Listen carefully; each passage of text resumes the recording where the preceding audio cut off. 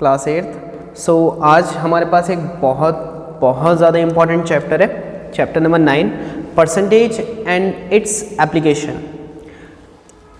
बहुत ज़्यादा important chapter यूँ है क्योंकि आप लोगों को डेली लाइफ में परसेंटेज निकालने की किसी भी चीज़ में बहुत ज़्यादा ज़रूरत पड़ जाती है। यहाँ तक कि आपका रिज़ल्ट भी परसेंटेज में ही आता है। ठीक है, आप लोग बोलते हो कितने परसेंट मार्क्स आए, तो आप लोग बोलते हो सर 90% आए, 60%, 70%, 63, 63.9।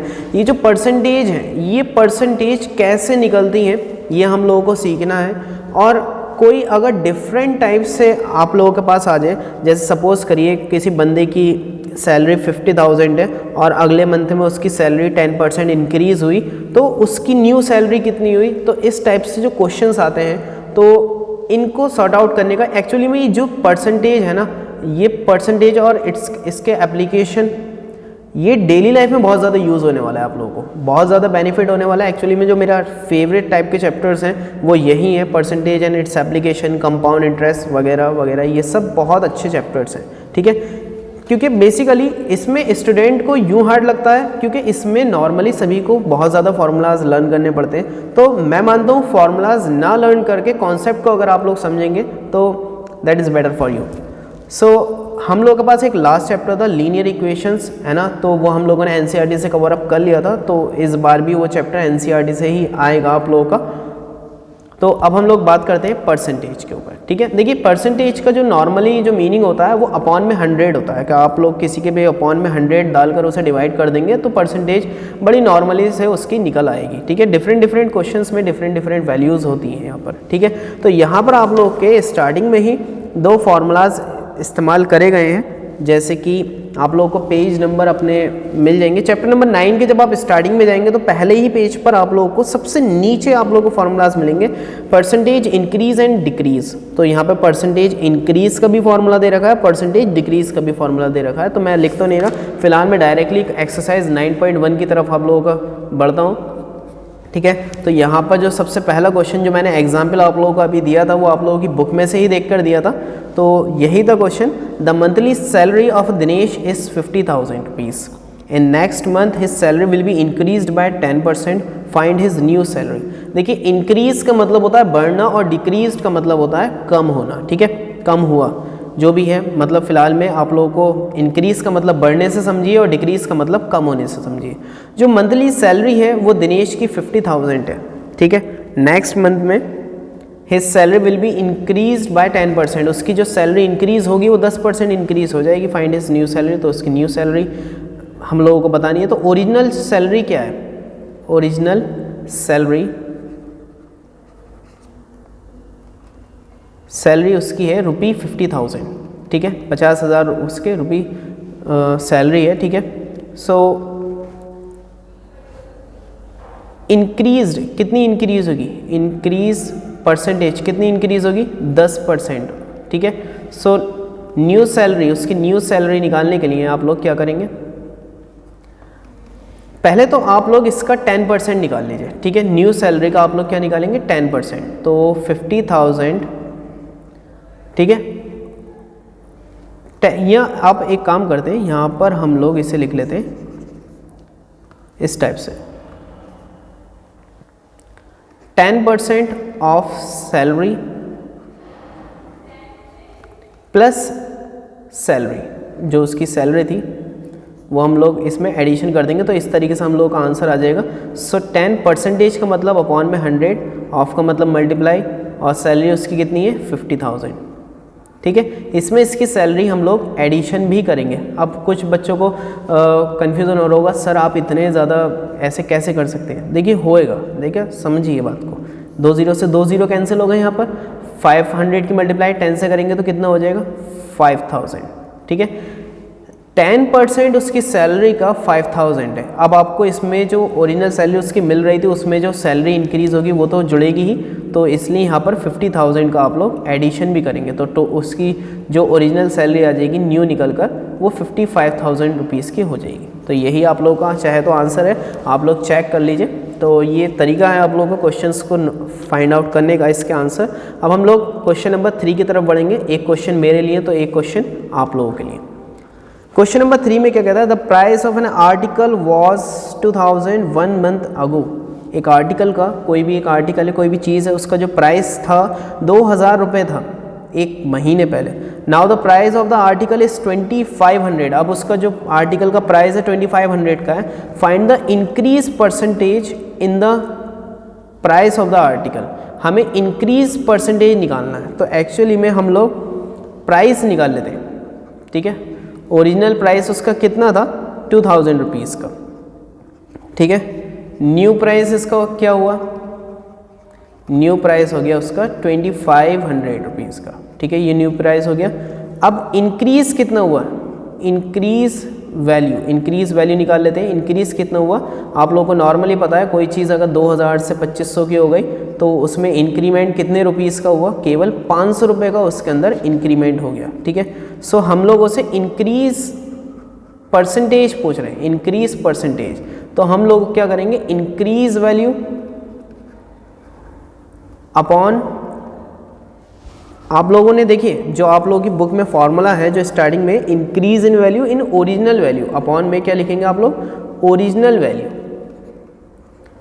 ठीक है। मल्टीप्लाई बाय कर देंगे 100 से और ब्रैकेट क्लोज करके आप लोग परसेंटेज का साइन लगा देंगे, ठीक है।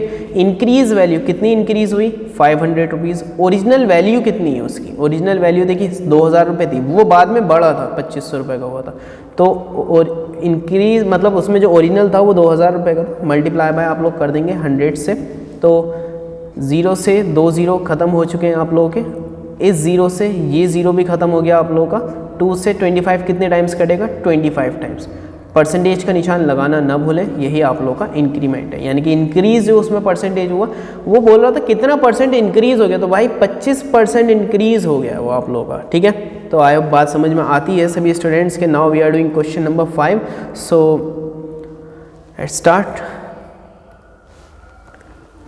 After spending 60% of his money, a man has ₹8,000, how much money did he have before spending. देखिए जब एक बंदे ने 60% अपने पैसों का ख़त्म कर दिया, यानी खर्च कर दिया उसने पूरा, अब उसके पास केवल 8000 रुपये हैं। केवल कितने रुपीज़ हैं, 8000 रुपये। मैं आप लोगों से जनरली पूछता हूँ, आपने 60% अपने पैसों का ख़त्म कर दिया, अब आप लोगों के पास 8000 रुपये हैं, बताओ आप लोगों के पास कितने पैसे थे, ठीक है। तो बड़ा कन्फ्यूज़न, ऐसे कैसे, तो एक्चुअली में उसने कितना परसेंट ख़त्म कर दिया, 60%, ठीक है। अब बचे कितना, ठीक है, लेफ्ट मनी उसके पास कितना हुआ, लेफ्ट मनी हुआ उसके पास ₹8000, ठीक है। ओरिजिनल वैल्यू आप लोगों को फाइंड आउट करनी है। देखिए ओरिजिनल वैल्यू से पहले हमें ये देखना होगा लेफ्ट मनी की परसेंटेज कितनी बची, ठीक है। लेफ्ट मनी परसेंटेज निकालते हैं, तो अगर उसकी टोटल 100 था, क्योंकि परसेंटेज तो 100 में से ही निकालते हैं, और 60% उसने खर्च कर दिया था, तो इसलिए 40% है आप लोगों का। तो आप लोग कैसे निकालेंगे, ओरिजिनल वैल्यू आप लोगों को लेट कर लेते हैं, लेट द मनी कर लेते हैं, let the money before spending be X, ठीक है। एक्स हम लोगों ने मान लिया, तो हम लोग कैसे निकालेंगे, देखिए 40% उसने अपनी मनी का ख़त्म कर दिया, किसका, अपनी मनी का। 40% ऑफ एक्स उसने ख़त्म कर दिया, अब मतलब 40% उसके पास बचा है, 60% उसने ख़त्म कर दिया है ना। ये क्वेश्चन ज़रा सा घुमा कर है, ठीक है। 60% वो खा चुका था, लेकिन बचे उसके पास 8000 रुपये, तो वो 8000 रुपये 40% तो वो उसको 40% हुए। So that's why 40% of X is equal to कितने रुपीज़ हुए उसके पास, 8000 रुपीज़। सो 40% का मतलब अपॉन में 100, ऑफ का मतलब multiply, X as it is छोड़ देंगे, इक्वल टू 8000। एक 0 से एक 0 ख़त्म हो गया, ठीक है। यहाँ पर एक ख़त्म कर देते हैं, बचा क्या, x इक्वल टू 8000। ये जो डिवाइड का 10 है, ये मल्टीप्लाई का 10 बना लीजिए, और अपॉन में 4 को नीचे डाल देते हैं, ठीक है। 4 2 8, 3 0 लगे हुए, 3 0 लगा दीजिए। आप लोग 2000 की मल्टीप्लाई 10 से करेंगे, कितना हो जाएगा, 20,000 रुपये, ठीक है।